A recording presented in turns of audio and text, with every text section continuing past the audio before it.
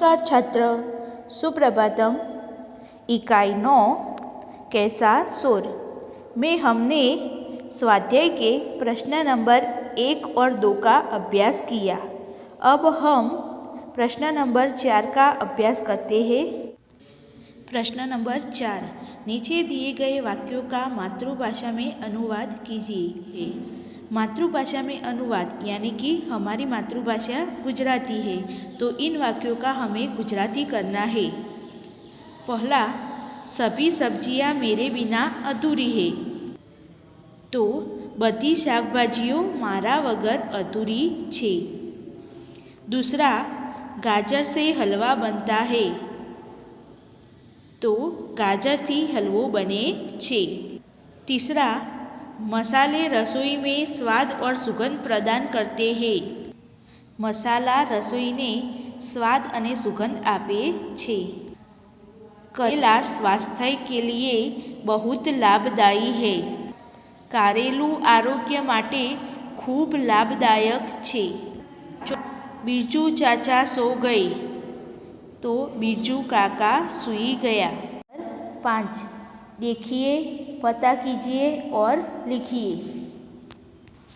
जब तुम इस इकाई को पढ़ रहे हो उस समय खेतों में कौन कौन सी सब्जियां होगी।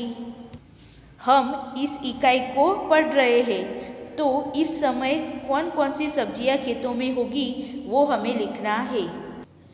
फूल गोभी, बंद गोभी, टमाटर, बैंगन, लौकी, आलू, प्याज, करेला, ककड़ी, तुरई, धनिया, पालक, भिंडी, हरी मिर्च, गाजर, मूली, रतालू, लहसुन, शकरकंद आदि सब्जियां खेत में उगी होगी।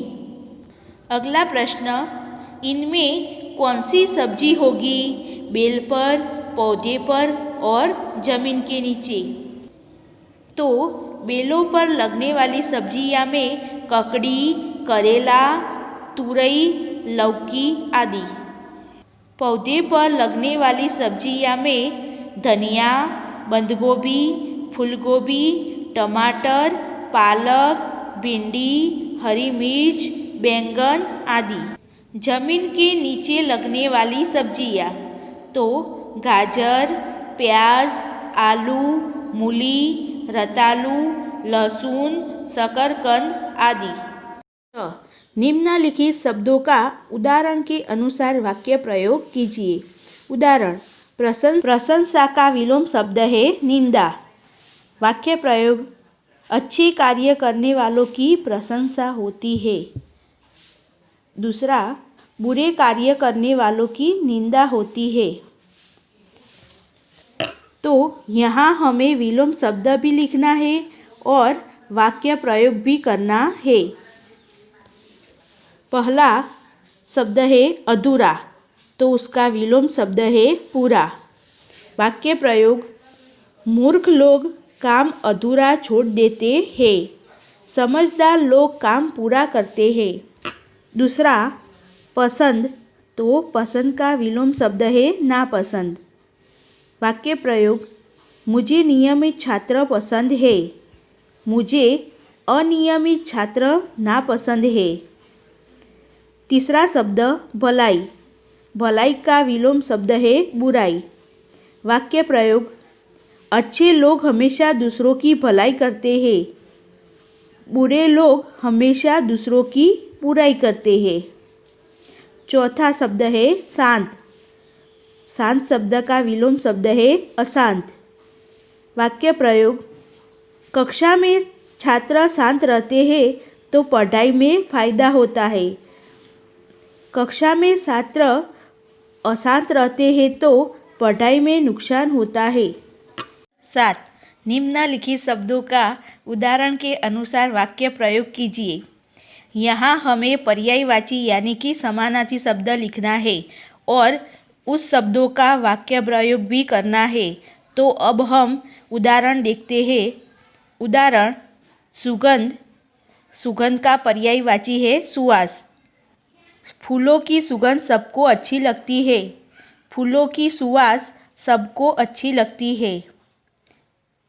पहला शब्द आरोग्य, तो आरोग्य का समानार्थी शब्द है स्वास्थ्य। वाक्य प्रयोग, भरत का आरोग्य अच्छा है, भरत का स्वास्थ्य अच्छा है। दूसरा शब्द मनभावन, मनभावन का पर्यायवाची है मनपसंद। वाक्य प्रयोग, मेरा मनभावन फल केला है, मेरा मनपसंद फल केला है।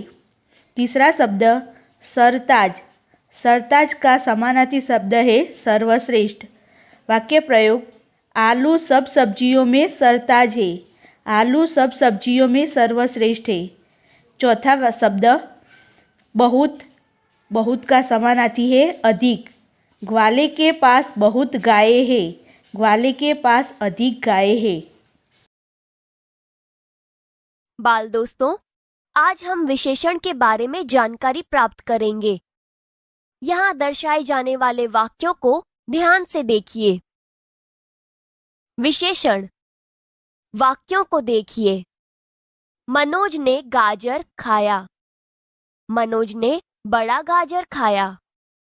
टोकरी में शकरकंद है, टोकरी में मीठा शकरकंद है। घोड़ा दौड़ता है, काला घोड़ा दौड़ता है। गाय चरती है, सफेद गाय चरती है। लड़के पढ़ते हैं, 3 लड़के पढ़ते हैं। आप जानते हैं कि गाजर, शकरकंद, घोड़ा, गाय और लड़के यहाँ संज्ञाएं हैं। इन संज्ञाओं की विशेषता बताने वाले शब्द क्रमशः बड़ा, मीठा, काला, सफेद और 3 है। अतः ये विशेषण है। संज्ञा शब्द की विशेषता बताने वाले शब्द को विशेषण कहते हैं। देखिए, पढ़िए और समझिए। बाल दोस्तों, आज हम क्रिया के बारे में जानकारी प्राप्त करेंगे।